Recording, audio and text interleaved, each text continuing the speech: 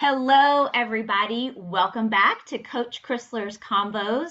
Today I am chatting with Jen Stevens. Hi, Jen. Hi, how are you doing today? I'm doing very well, thank you. I'm so glad that you are here to chat with me and just have a conversation about your health journey.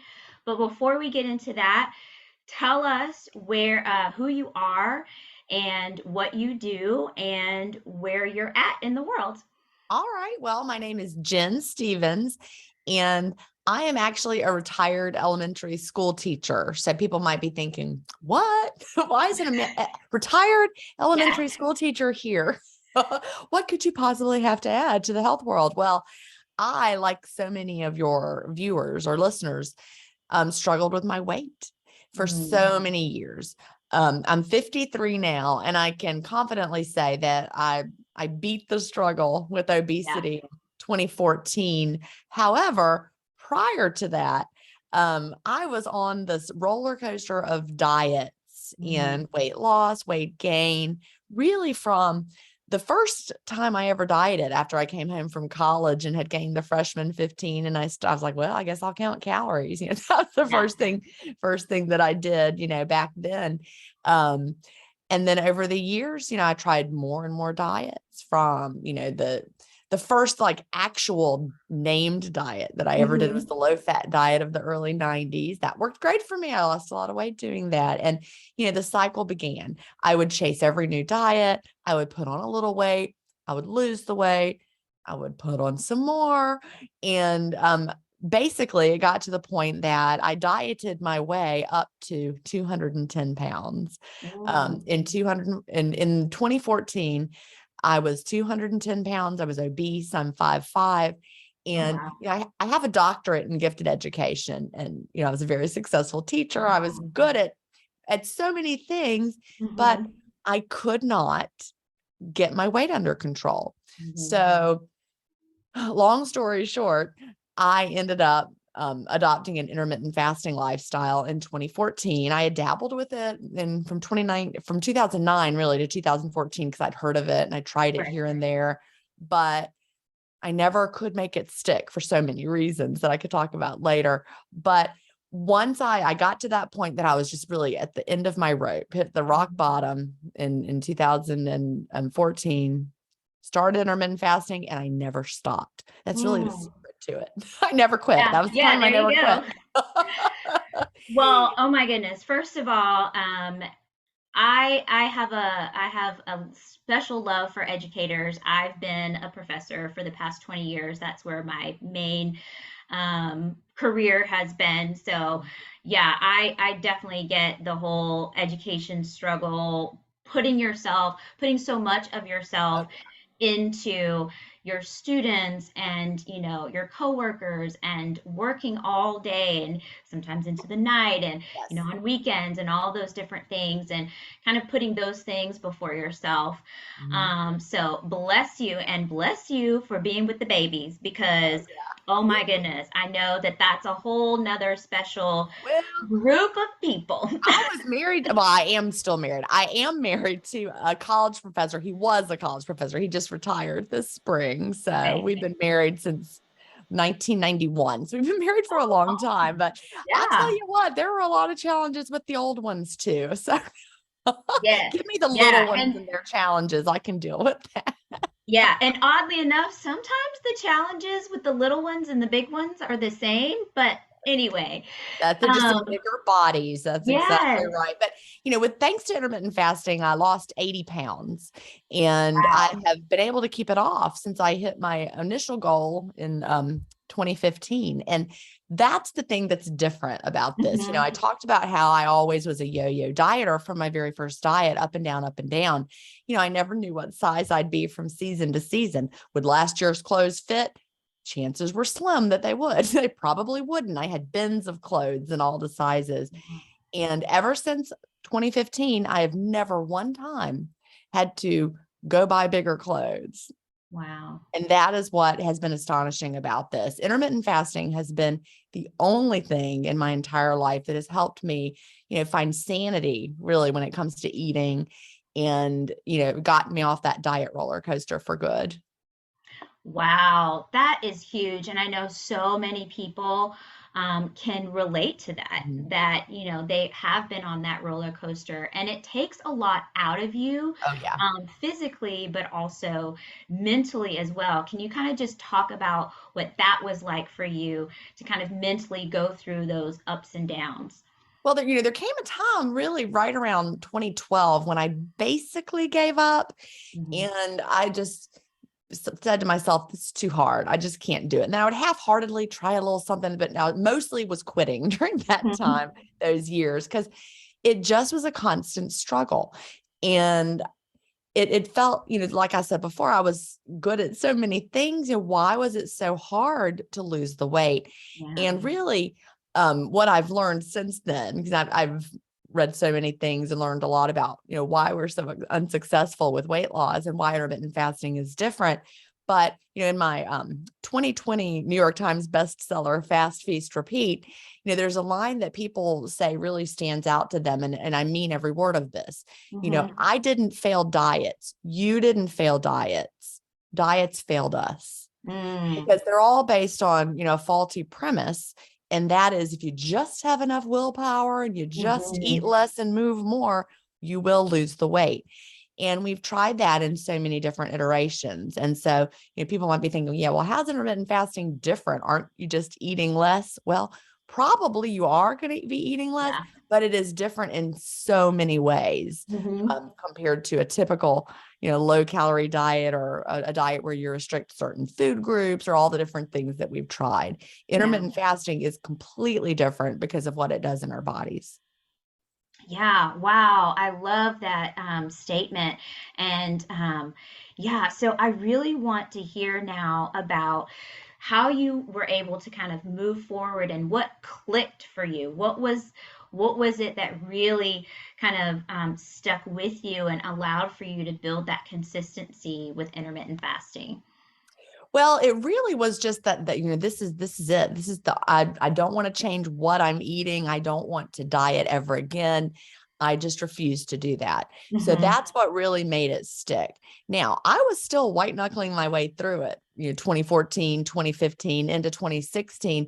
And then I read, even though I'd hit my goal in 2015, now 2016's rolling around. I'm still, I'm doing it. It's hard to do intermittent fasting. Then I Hmm. read The Obesity Code, Dr. Jason Fung, and Okay. that changed everything. When I read that book, he talks about the cephalic phase insulin response, which is basically Hmm. when you taste sweetness, um, your your brain gets the message sugar's coming in. Even if it's a Diet Coke, your brain doesn't understand the difference. Your brain's like, all right, we know what this taste is. We're going to release some insulin Mm. in response to this sweet taste that's coming in. And so basically, insulin is a storage hormone. It is, when we have a lot of insulin circulating at any time, it's really hard to tap into our fat stores well. So I was like, so wait a minute. All these things that I was drinking when I was fasting, the diet sodas, putting stevia in my coffee, cinnamon in my coffee, flavored water, all of that, Hmm. even though it had 0 calories, it was causing me to have difficulty. My Right. body wasn't tapping into fat stores as well as it could be. It was making me hungrier during the fast. So I completely stopped with all of that and started what I now call is the clean fast, where we just have plain water, plain sparkling water. I'm having some right now, some plain sparkling water, no flavors added, black coffee, plain tea. As Hmm. soon as I started fasting that way, bam, it was like Hmm. the fog had lifted, it became easy.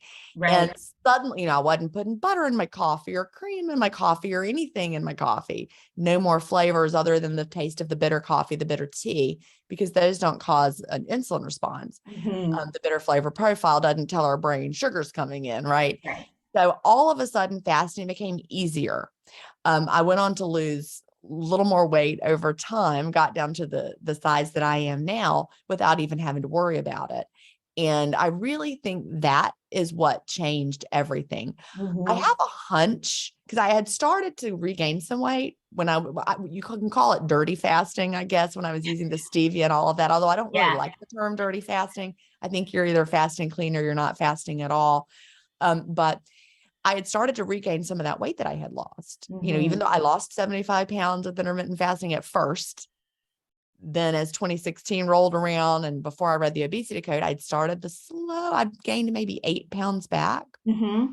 Then when I read the obesity code and changed what I was doing and adopted what I now call the clean fast, although at the time no one was calling it anything, um, the weight that I had gained came off along with a few more pounds. So Mm-hmm. that was when it really became a lifestyle, because I am not sure I was going to be able to continue to white knuckle it Mm. without the clean Yeah. fat. I really genuinely think, even though I lost the weight 2014 into 2015, I'd started that weight gain, and really discovering the clean fast was the moment that I was able to do it Mm-hmm. and without struggling. Yeah. And, I wish I'd known it all along, Right. but Hindsight. yeah, exactly. But, the clean fast is really life changing. So anybody who's listening to this who may have dabbled with intermittent fasting before and found it to be hard, I would bet they probably were not fasting clean, or they Mm-hmm. didn't give it enough time, Mm. because I talked about earlier how I dabbled in it from '09 to 14. Of course, I wasn't fasting clean, but I also never gave my body time to adjust. Yeah. So, fast clean, give your body time to adjust, and it will be different. Yeah. Yeah. Wonderful. Wow. Thank you for sharing all of that. So I am curious about once you got to the point where you were able to be consistent without feeling like you were, kind of running against the wind, Right. how did that feel for you? What was that like? It was such a relief, because I remember before then, even though I was still fasting, before the clean fast, it was still, I was white knuckling it. And I was like, I've got to do this forever, because I certainly can't gain this weight back. But how am I going to do this forever? Because it's really hard. And Mm-hmm. then once I realized I could do it, once I was fasting clean and once it wasn't such a struggle, and I saw my body getting leaner, it just became really like I never had to struggle again. That doesn't mean every day is easy, every moment is easy. Mm-hmm. But over time, you realize that you feel so much better with intermittent fasting that you never want to quit. Mm. For example, there might come a day where you're on vacation or there's an early morning event. Maybe you go to a special breakfast and you're like, you know what? Intermittent fasting is a flexible lifestyle. Today, I'm going to eat this early breakfast. Mm-hmm. And you do. And then you spend the rest of the day feeling tired and draggy. And then you realize, that really wasn't anything great. The food wasn't all that good. Yeah. And now I feel so draggy. I wish I hadn't had it. So Mm-hmm. I feel so much more mental clarity during the day when I'm in the fasted state. And I have more energy to get done what I need to get done. Mm-hmm. So I have no desire to go back to that brain fog feeling that I used to feel all the time, when I was a frequent all day eater. I was constantly chasing that next cup of coffee. I would have the afternoon lull where I had to have the coffee just to stay awake to Yeah. teach in the afternoon. And then I would come home from work and I would take a nap. Yes. But I can't think of the last time that I've needed a nap other than days that I opened my window early. And Right. Yeah. but Yeah. I don't nap, I'm not tired. I just feel so good. So it's just a matter of knowing that this is the best feeling way that I've ever lived. And then as time went on, I ended up writing a book. My first book was self-published, and I was running some Facebook support groups, and ended up with a podcast that I was co-hosting with Melanie Avalon, the intermittent fasting podcast. I'm not on that podcast anymore, but I was on it for 5 years. Mm. And through the podcast and through running some support groups, the questions kept coming. People asked a lot of questions, and I'm a teacher. So of course I want to answer them.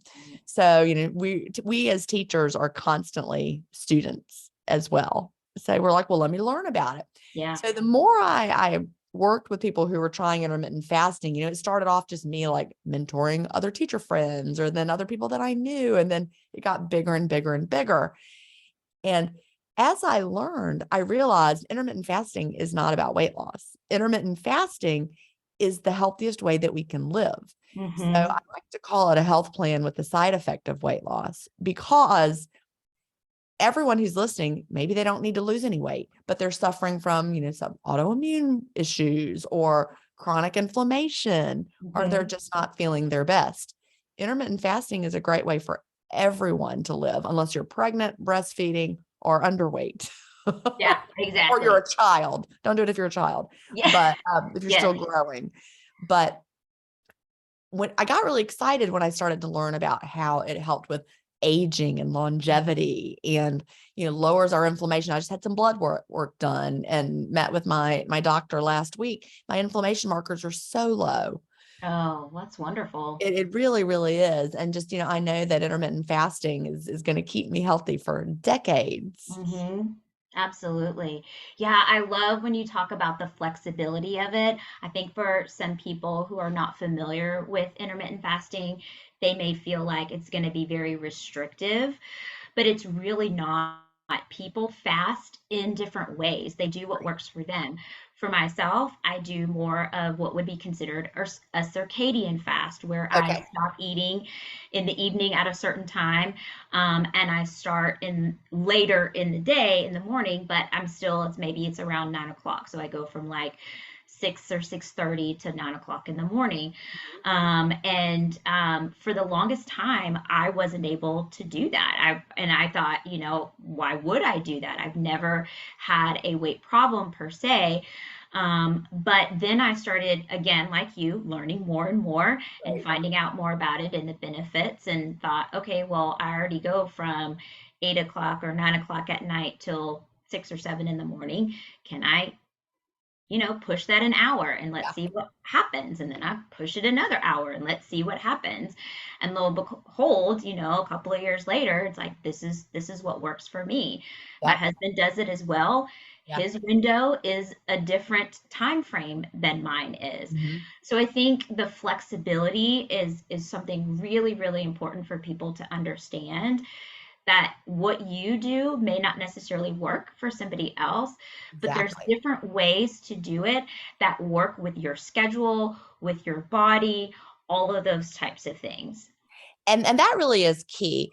And a lot of people are like, well, Jen, what do you do? And then they'll try to do exactly what I do. And I'm like, Yeah. no. You've got to figure out what works for you. Yep. There's a chapter in Fast Feast Repeat called Tweak It Till It's Easy. And I Mm. really, really mean the word easy. If it's not easy, there's something wrong. Mm-hmm. Fasting should be an easy, effortless way to live your life. And you're doing it because you feel good. You're not trying to like beat your body into submission Yeah. or, force anything. I don't have to force it. I've tweaked it till it's easy. And that has to do with when you open your window, how Mm-hmm. long your window is, even what you eat within your eating window. All of those things can make a huge difference. My husband also does intermittent fasting. He has a PhD in medicinal chemistry. Oh, So wow. yeah, he's a medicinal chemist. He did drug design research and taught mostly organic chemistry at the college level, but he never needed to lose any weight. He's always Mm-hmm. been very lean and lanky. And he started intermittent fasting, not when I did, but after I'd been doing it for a few years. And when I started talking to him more and more about the health benefits. So he just skips breakfast and he Mm-hmm. eats his first meal around 11. Then he doesn't eat again till he'll have a little something around 5, like a little snack, and then dinner, and that's it for him. Mm-hmm. Whereas for me, when I retired from teaching in 2018, I've experimented with my eating window times since then because I'm now retired, right? Right. Even though I'm working very, very hard. I'm retired from teaching, so my schedule is my own. So I tried shifting my window a little earlier just because, well, I'm home. I can eat earlier if I want. Maybe it'll be better for me. No, Mm-hmm.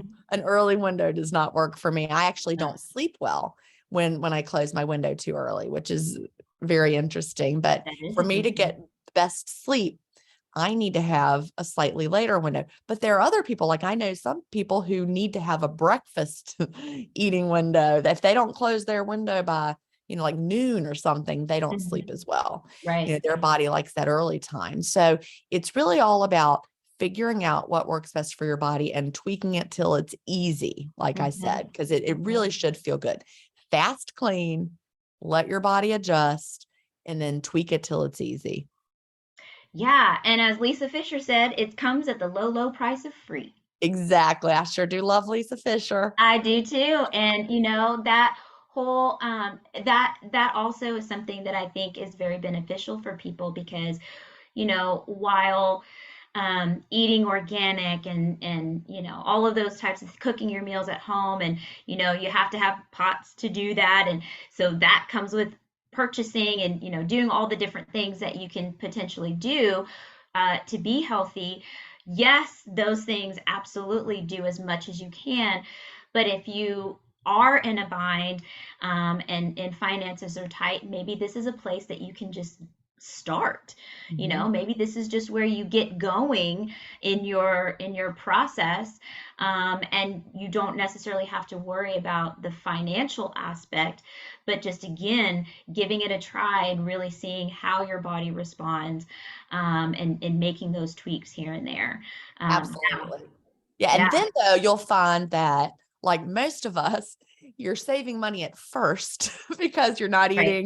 eating, breakfast, lunch, whatever. You're not having all those, drive-through meals. Then Hmm. you'll find that you become a food snob Yeah. and only the best will do and you're eating Yeah. windows. So now you're buying the best organic meats and amazing cheeses and Right, right. Because, organic I only vegetables. have this window. I'm going to Right. eat the good stuff in this window. I'm not going to trash myself. Exactly. Yeah, like our we use Green Chef. I love Green Chef. It's organic. They sponsor my podcast, but our box, something happened with FedEx this week. It didn't come. I don't know what Oh happened. You know how no. things happen. Anyway, so I'm like, we like went out to eat, then we went out to eat again. And then tonight my husband said, "What are we gonna have? Or can you make breakfast or dinner?" And I'm like, "No, I need vegetables."